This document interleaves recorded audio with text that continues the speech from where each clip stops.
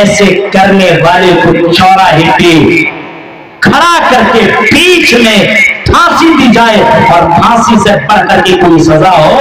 تو وہ سزا دی جائے۔ یہ مسلمان کے نام پر یہ کلنک ہے، اسلام کے نام پر یہ کلنک ہے۔ ایسے لڑکوں کو اسلام کے نام رکھنے کی قطعی اجازت نہیں ہے۔ اسلام کو بدنام نہ کرو، کہ اسلام اتنا شانتی پوروک دھرم ہے۔ یہ اسلام یہ کہتا ہے اگر کوئی آدمی اگر ایک جانور کو بھی مار دے بغیر کسی جرم کے، مار دے، بلی کو مار دے، جانور کسی بھی بلی کو بغیر کسی عذر کے مار دے اور گھر میں باندھ دے، اس کو نہ کھلائے نہ پلائے اور بھوکے مار دے، تو اللہ کے نبی نے ایسے کو جہنمی بتایا ہے۔ آپ نے حدیثوں کے اندر سنا ہے کہ بنی اسرائیل میں سے ایک عورت نے بلی کو باندھ دیا اور اس کو کھانا پینا کچھ نہیں دیا، اور بلی کو باندھے رکھی یہاں تک کہ بلی مر گئی۔ آپ صلی اللہ علیہ وسلم نے فرمایا دخل النار، وہ لڑکی جہنم میں، وہ عورت جہنم کے اندر داخل ہو گئی۔ یعنی اللہ نے اس قصور کرنے کی وجہ سے اور یہ ظلم کرنے کی وجہ سے ایک بلی کو سزا دینے کی وجہ سے جب اللہ جہنم دے سکتا ہے، تو میرے پیارے ساتھیوں اتنا بھیانک انجام کرنے والا اور شقہ جیسی بہن کو قتل کرنے والے کو اللہ تعالیٰ جہنم کے اندر نہیں ڈالے گا تو کہاں ڈالے گا؟ اسلام اس کی اجازت نہیں دیتا ہے، اس کی تعلیم نہیں دیتا ہے۔ مرنے کے بعد یہ اگر زندگی کا اگر یقین ہو تو آپ بھی یہ سب برائیوں سے اپنے آپ کو بچے گا اور مارنے سے پہلے اپنے ہاتھ کو روکے گا۔ محمد رسول اللہ صلی اللہ علیہ وسلم کی زندگی دیکھو، اللہ کے نبی کا آخری ٹائم ہے۔ اللہ کے نبی نے اپنے صحابہ کو بلایا اور صحابہ کو بلانے کے بعد آپ نے فرمایا میرے صحابیوں اور میرے ساتھیوں،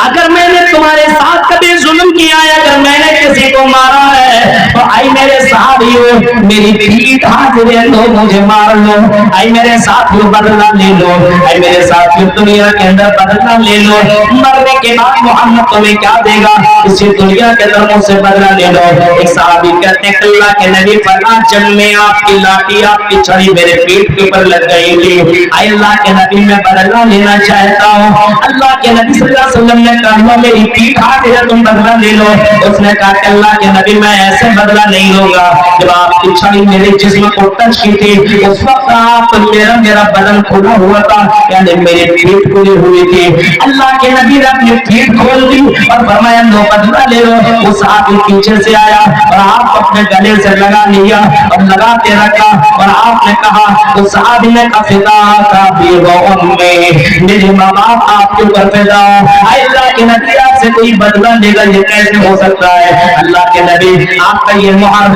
جو آپ کے پر لگا ہوا ہے اس کو میں چھونے کی کوشش کر رہا تھا، میں کوئی بہانہ ڈھونڈ رہا تھا کہ اللہ کے نبی آپ کے جسم سے میرا جسم ٹچ ہو جائے۔ اے اللہ کے نبی آپ کے جسم سے میرا جسم اگر ٹچ ہو جائے تو ہو سکتا ہے اللہ تعالیٰ اس کی وجہ سے مجھے جنتوں کے نوز کے اندر جگہ دے دے۔ میرے پیارے ساتھی غور کرو، تصور کرو، یہاں ہمیں اس بات کے اوپر دھیان دینا چاہیے کہ اللہ کے نبی صلی اللہ علیہ وسلم یہ بھی اعلان کر رہے ہیں کہ میں نے کسی کے اوپر ظلم کر دیا تو دنیا ہی کے اندر بدلہ لے لو، مرنے کے بعد قیامت کے دن ہم سے بدلہ کی امید نہ رکھنا، وہاں پہ میرے پاس پتہ نہیں کیا معاملہ ہوگا۔ اسی وجہ سے اللہ کے نبی صلی اللہ علیہ وسلم اپنے زندگی میں دعا مانگا کرتے تھے اللہم حاسبنی حسابا یسیرا، اے اللہ قیامت کے دن میرا حساب آسان کرنا۔ پتہ یہ چلا مرنے کے بعد انسان کو دوسری زندگی ملے گی اور آپ نے اپنے قبروں سے اٹھایا جائے گا اور اسی زمین کے اندر اسی زمین کے اوپر میدان محشر قائم کی جائے گی۔ تحشر الناس یوم القیامہ حفاۃ عراۃ غرلا تحشرون، اللہ کے نبی صلی اللہ علیہ وسلم فرماتے ہیں تم لوگوں کو میدان محشر میں جمع کیا جائے گا اور میدان محشر میں لوگ آئیں گے تو پیدل آئیں گے۔ اللہ کے نبی فرماتے ہیں کچھ لوگ ایسے آئیں گے جس کے جسم میں کوئی کپڑا نہ ہوگا اور پیر کے اندر جوتا چپل بھی نہ ہوگا اور بغیر خطرہ کیے ہوئے میدان محشر میں سارے کے سارے جمع ہوں گے۔ حضرت عائشہ کہتی اللہ کے نبی قل یا رسول اللہ کے نبی یہ بتائیے الرجال والنساء ينظر بعضهم الى بعض، کیا مرد اور عورت ایک دوسرے کو دیکھیں گے؟ اللہ کے نبی مرد اور عورت ایک دوسرے کو دیکھیں گے تو مرد اور عورت جب ایک دوسرے کو دیکھیں گے تو عورتوں کی حالت بہت ہی عجیب و غریب ہوگی، مارے شرم کے تو بے ہوش ہو جائیں گی۔ اللہ کے نبی نے فرمایا عائشہ ایسی بات نہیں ہے، الامر اشد من ان ينظر بعضهم الى بعض، آئی میری بیوی عائشہ تمہیں معلوم نہیں ہے قیامت کا وہ منظر بڑا ڈینجر والا منظر ہوگا، میدان محشر کا وہ منظر ہوگا اتنا خطرناک ہوگا کہ سامنے لڑکی ہوگی، ننگی لڑکی ہوگی، جوان لڑکی ہوگی، لیکن اے میرے بیوی کسی کے پاس اتنی جرأت نہ ہوگی، منظر اتنا ڈینجر ہوگا کہ کوئی آدمی کسی لڑکی کے اوپر دیکھنے کے بارے میں سوچ بھی نہیں سکتا ہے، کوئی عورت کسی لڑکے کی طرف دیکھنے کی جرأت ہی کہاں کرے، اتنا ڈینجر معاملہ ہوگا۔ یہ سورج جو تمہیں دکھائی دے رہی ہے تو